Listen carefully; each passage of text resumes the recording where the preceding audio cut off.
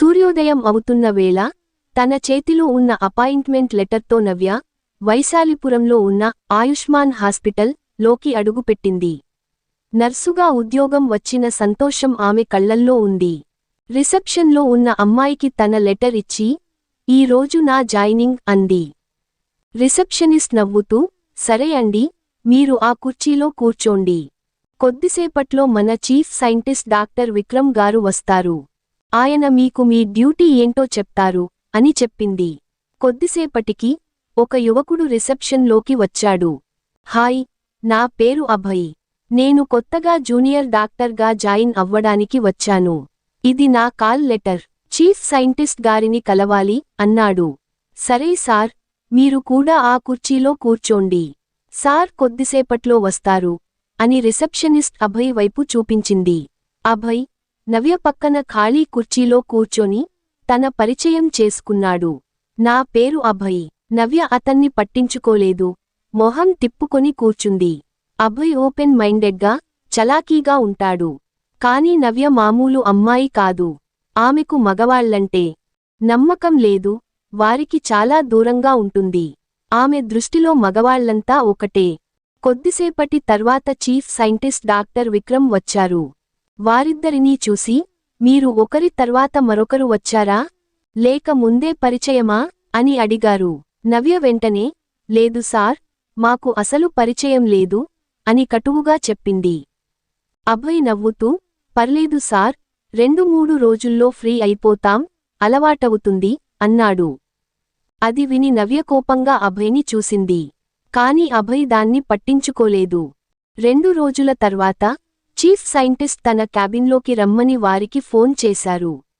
అభయ్, నవ్య, ఇంకా కొంతమంది స్టాఫ్ అందరూ ఆయన ముందు నిలబడ్డారు. "మీ అందరినీ పిలవడానికి ఒక ముఖ్యమైన కారణం ఉంది. మీరందరూ ఇప్పుడు ఫీల్డ్ వర్క్కి వెళ్ళాలి. ఆల్రెడీ కొన్ని గ్రామాల్లో మలేరియా, డెంగ్యూ లాంటి జ్వరాలు బాగా పెరిగిపోతున్నాయి. మీరంతా వెళ్లి వాళ్లకి వ్యాక్సిన్లు ఇవ్వండి. ఇంకా ఈ జబ్బులు రాకుండా ఎలా జాగ్రత్తగా ఉండాలో చెప్పండి."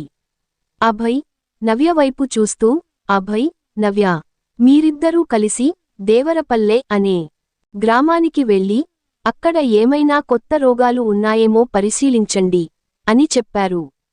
మరుసటి రోజు అభయ్, నవ్య ఇద్దరూ దేవరపల్లె చేరుకున్నారు. అక్కడ తాగునీటి వనరులను పరిశీలించి, పరిశుభ్రత గురించి ఒక డైరీలో నోట్ చేసుకున్నారు.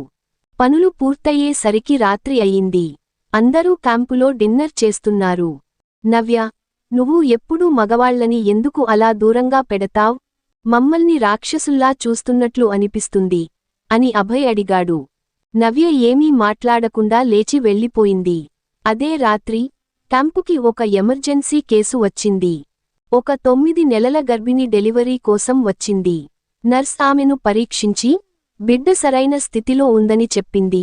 కాని తల్లి మాత్రం చాలా బలహీనంగా ఉందని డాక్టర్కి చెప్పింది. నార్మల్ డెలివరీ చేయడం కష్టం, సిజేరియన్ చేయక తప్పదు అని డాక్టర్ అభయ్ నిర్ణయించుకున్నాడు.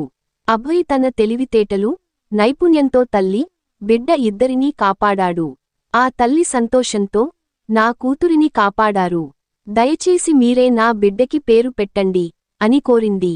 అభయ్ నవ్వుతూ, "ఈ అమ్మాయి పేరు స్పందన" అని చెప్పాడు. ఆ సంఘటన చూసి నవ్య మనసులో ఏదో మార్పు మొదలైంది. మగవాళ్లంతా ఒకేలా ఉండరు అనే కొత్త ఆలోచన ఆమెలో మొగ్గ తొడిగింది. మరుసటి రోజు ఉదయం నవ్య ఒక కప్పు కాఫీతో అభయ్ దగ్గరికి వచ్చింది.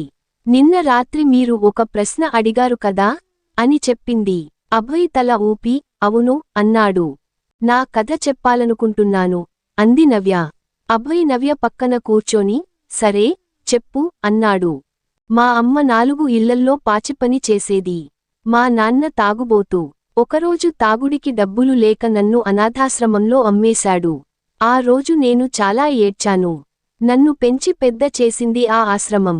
అప్పటినుంచి నాకు మగవాళ్లంటే, వాళ్ల మాటలంటే అసలు ఇష్టం ఉండేది కాదు. ఏ ఇంట్లో పుట్టానో, నా పేరు ఏంటో, మా అమ్మ ఎక్కడ ఉందో ఇవన్నీ తెలియకుండానే పెరిగాను. అది మాత్రమే కాదు, ఎక్కడికెళ్ళినా, ఏం చేసినా అందరూ తప్పుగా చూడడం, తప్పుగా మాట్లాడడం నాకు అలవాటైపోయింది. ఆ క్షణం నుంచి మగవాళ్లని దూరంగా ఉంచడం మొదలుపెట్టాను. మళ్ళీ ఎప్పటికీ ఏ మగాడిని నమ్మకూడదని గట్టిగా అనుకున్నాను. కాని మిమ్మల్ని చూసినప్పటి నుంచి నా ఆలోచన తప్పనిపిస్తుంది అని కన్నీళ్లు పెట్టుకుంది నవ్య. నవ్య, నీకు తెలియని ఇంకో నిజం ఉంది. అది, నువ్వు అనాథాశ్రమంలో చేరిన రోజే మీ నాన్నగారు చనిపోయారు అని అభయ్ అన్నాడు. మీకెలా తెలుసు? నవ్య ఆశ్చర్యంగా అడిగింది. నీకు తెలియనిది ఏంటంటే నువ్వు మీ అమ్మ, నాన్న గురించి చెప్పావు. కాని ఒక తమ్ముడు ఉన్నాడని మర్చిపోయావు అన్నాడు అభయ్. నవ్య కళ్లలో ఆనందం, ఆశ్చర్యం కలిపి, అంటే నువ్వు నా తమ్ముడివా అని అడిగింది. అవును అక్కా, నేను మీ తమ్ముడిని అని నిజం చెప్పాడు అభయ్. నువ్వు కనిపించకుండా పోయిన రోజు నుంచి మేము నిన్ను వెతుకుతూనే ఉన్నాము. నువ్వు ఎక్కడ ఉన్నావో తెలియలేదు. ఆ రోజు మన ఇంటి చివరిన ఉన్న సెప్టిక్ ట్యాంక్ మూత తెరిచి ఉంది. నాన్న తాగి ఆ మత్తులో అందులో పడిపోయారు. 2 రోజుల తర్వాత దుర్వాసన వస్తుంటే ఆ మూత తీస్తే నాన్న చనిపోయి ఉన్నారు. నువ్వు కూడా కనిపించలేదు. నువ్వు కూడా అందులో పడి చనిపోయావేమోనని అనుకున్నాం అని చెప్పాడు. కానీ నేనే మీ అక్కని అని ఎలా కనిపెట్టావ్ అని అడిగింది నవ్య. మనం మొదటిసారి కలిసిన రోజే నీ చూపుడు వేలికి గోరు లేదు. అప్పుడే నాకు అనుమానం వచ్చింది. ఎందుకంటే చిన్నప్పుడు మనం ఆడుకుంటున్నప్పుడు ఒక రాయి తగిలి నీ గోరు ఊడిపోయింది. ఆ తర్వాత అది మళ్లీ పెరగలేదు అన్నాడు అభయ్. అయినా సరే, నా అనుమానం నిజమేనా అని ఒకసారి క్రాస్ చెక్ చేసుకోవాలనుకున్నాను. మీ సర్టిఫికేట్స్ చూస్తే నువ్వు ఒక అనాథవి అని తెలిసింది. అయినా మనసులో అదే ప్రశ్న ఉండిపోయింది. అందుకే మీ అనాథాశ్రమం దగ్గరికి వెళ్లి ఎంక్వైరీ చేశాను. నువ్వు కనిపించకుండా పోయిన రోజే ఆ అనాథాశ్రమంలో జాయిన్ అయ్యావని తెలిసింది. దాన్ని బట్టి మా అక్క నువ్వే అని అర్థమైంది అన్నాడు అభయ్. నవ్య కళ్లల్లో నుంచి సంతోషపు కన్నీళ్లు ధారగా వచ్చాయి. పర్లేదు అక్కా, ఇవన్నీ జీవితంలో మామూలే. ఎప్పుడు ఎటువైపు మలుపు తిరుగుతుందో ఎవరూ చెప్పలేము. జరిగినదాన్ని మర్చిపో. మన ఇంటికి రా.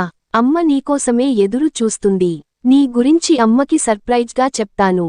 తను చాలా సంతోషిస్తుంది. ఇక మనం మళ్ళీ ఒక కుటుంబంగా ఉండొచ్చు అని తన అక్కని ఇంటికి తీసుకెళ్లాడు అభయ్.